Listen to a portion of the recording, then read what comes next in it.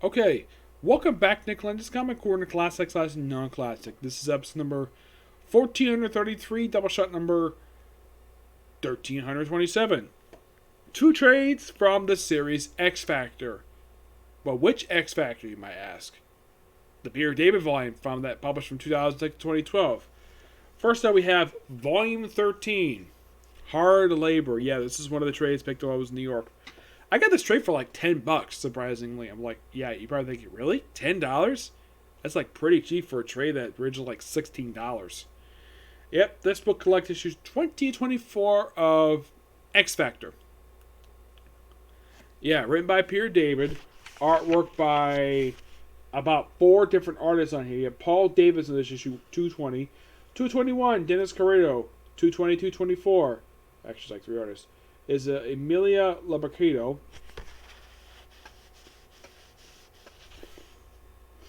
Yep. Now, in this very issues, we have a couple things happen here. Like, for instance, there's a storyline involving Ran, and, well, Wolfsbane. Yeah, this whole book is about her, the whole trade. Yeah, it's all about her and the fact she's about to give birth to her baby. Yep, if you're curious though, how the heck was this, when the heck this happened? Well, this actually happened in the arc of It's actually happened just prior to Nerotia. Yep. And she got pregnant via having a one-night stand with a Norse god. No, it's not Thor. It's a guy by the name of Himori, who is the son of Ferris Wolf. So she is carrying the grandchild of Ferris Wolf. Ferris Wolf, you know who this creature is. This is the pet of Hela. Yep, Hela's pet. And it's also revealed via appearance by Jack Russell. Yes, the Werewolf-by-Night period in this arc, where apparently he takes Wolfbane to an off-secluded location because he's here to protect her, because, well, she's about to give birth, and the fact that the child is a child of a Norse god. And apparently everybody's after this child, including frickin' Cerberus. I'm like, Cerberus? That's from Greek mythology. This is from Norse mythology. Yep, and of course, then at one point he briefly teams up with frickin' XFactor. Yes, XFactor. Yeah, XFactor also, if you're curious still about who's on this roster at this point,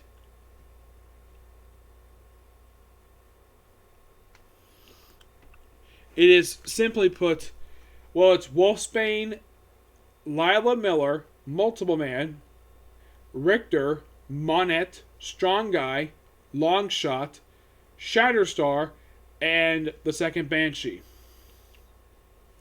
Now, if you look at this cover, you're probably thinking, wait, what the heck is up with Multiple Man's face? What's with the M on his face and Lila Miller? Well, there is an explanation for that. Okay, that happened via the events of Messiah Complex. You see, there was a plan to send multiple different dupes of Multiple Man to the future. And the future he ended up with Lila Miller was Bishop's future, aka Days of Future Past. And that's where the M comes from. And apparently Lila Miller spent some time, despite Multiple Man came back perfectly fine. Lila Miller was stuck in the future for quite some time, and then she came back, and at one point, get this, Multiple Man was actually in a relationship with the second Banshee, and they had a child together, but he accidentally reabsorbed the baby into himself. Because it turns out the baby was a dupe. It's kind of weird. And he still has scratches on his belly for that. And for a while, she hated him. And eventually she got over it. And then later on, when Lila Miller came back, apparently he had trouble looking at her, like, because she's so hot. Because he remembers a little girl. So later on, they actually get married. Yes, Jim Hendricks marries Lila Miller. Well, because she's aged up and she's hot. Yep. So, the child is born. Yes. Wolfsbane's child is born Oh yeah, by the way, Farrell was in this book. Yes, Farrell.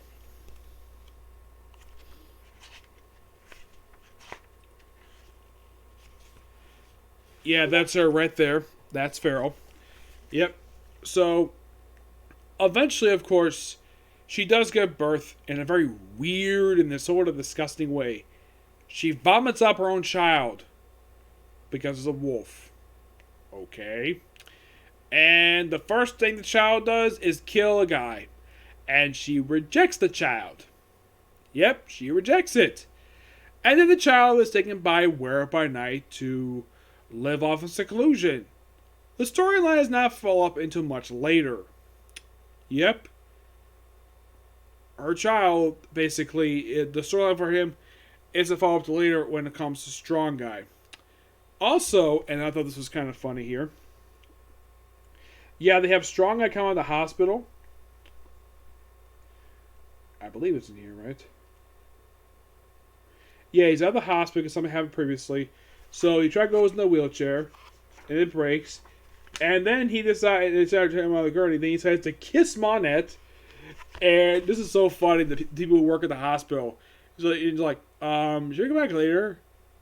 And the orderly who's there says, I say get a room, but you're already in one. And he's like, gurney, of course. Yes, it's a gurney. Guido, ride the gurney. Now it's a slang for just kind of damn gurney. And it was like, my man, she's sweet. You know it, bro. You know it. That was strange. yeah, Strong Guy making out with Monette. Yeah, he actually had a thing for her for quite a while, and then toward the end of the book, that basically evaporated. I thought that was so hilarious. Yep. This would lead to a brief relationship with the two that wouldn't last very long. Nope. Yeah. But this story arc is really fun and, well, just really good. Yeah, if you're curious though, now if you're curious about the XFactor renumbering, yeah, this came out, I believe it was like 2011, I think it was. Yeah, 2011. You see, I believe it was like 2010, I think it was. Excuse me. No, it wasn't 2010. I think it was like 2009. The series reverted back to its triple-digit numbering. Now, here's the thing. At the time, it was the third volume of the series before it was actually issue 50, just prior to the relaunch. And instead of doing it, let's say at like 45, like right afterwards, they decided to wait a few issues because they decided not to include the second volume of XFactor as part of the numbering. If you included it with these issues, that's pretty much up to 228. Nope, decided not to include it because it's a mini-series and it doesn't have XFactor. Just the original volume and this. Yep, and this actually wasn't the first times Marvel. This actually was the third series that did this at Marvel, where it actually went very back to original number after a certain period of time, and it actually stayed at that number for quite some time. The first two series do this was Fantastic Four and Amazing Spider-Man. Yes, Avengers did this as well, but it only lasted for a handful of issues before it had to be restarted as New Avengers. XFactor was one that was the one that did this, where it reverted back to original numbering, and this actually lasted for a pretty good period of time until I get you 254. Yeah, it lasted for quite a while. It lasted for 2 years, where it was like 3 years like this. But the reason why I went that high was because series come out twice a month at that point, which all new XFactor kept up that particular publication schedule. Yep. But for a story, but this one story here, I get this one roughly a 9.5 out of 10. Yep. Next up, we have Road to Redemption, which collect issues 237 to 240 at XFactor. Yeah, this is like a little over a year prior. This is like about a dozen issues before the end of this book. Yep. Now, of course, still written by Peter David. He writes this book up to the volume's end. Art by only about a few artists. You have Neil Edwards, that's issue 237 and 240. Yeah, just two artists. The rest, the ones at 230 and 239, that's Paul Davison. There's a couple different stories here. Oh yeah, and by the way, at this point in time, we actually had Polaris and Havoc join the team. Yeah, this came right after the events of Schism, where they were put as part of this roster, and they were added to this group because their previous experience with XFactor, and Wolverine put this put this incarnation of XFactor on permanent retainer. Well, up until the business closed at the end of the series, surprisingly. But they brought back XFactor a couple times since this book ended. I'll get to that in a minute. So, a couple different stories here. One, of course, is stuff with Wolfsbane, where she's basically still dealing with the loss of her son because he rejected her. She rejected him. So you have Polaris and Banshee going on a road trip, and then during the course of the story, Banshee gets kidnapped by the actual mythological Banshee, Morgana, not Morgan Le Fay. This is Morna, I think her name is, and she ends up fighting her, and then thanks to a demon named Jezebel, yes, that's what demon's named Jezebel, destroys source of power, and then she's defeated.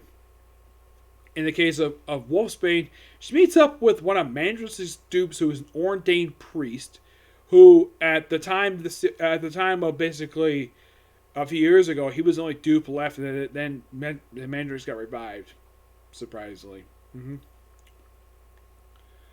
Yep. Yeah, we also have Monet on a date with Strong Guy, which is quite interesting. Yep. This book is actually really good.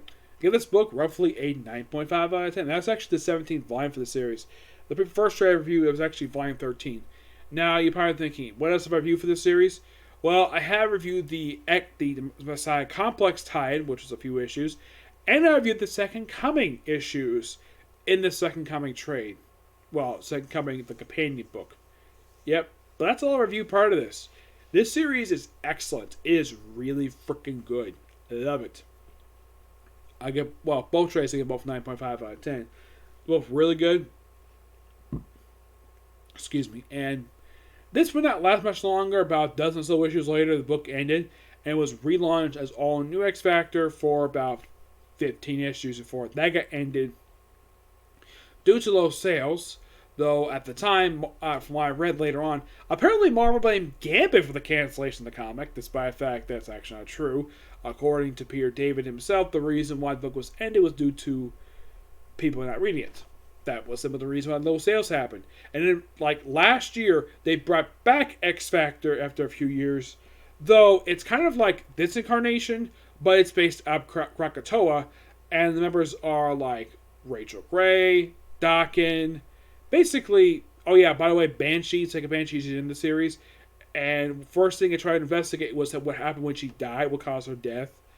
Because, well, none of the X-Men officially died anymore. Well, except for Rockslide. He actually is still dead. But anyone has died, they're usually dead for like one issue, then they're brought right back.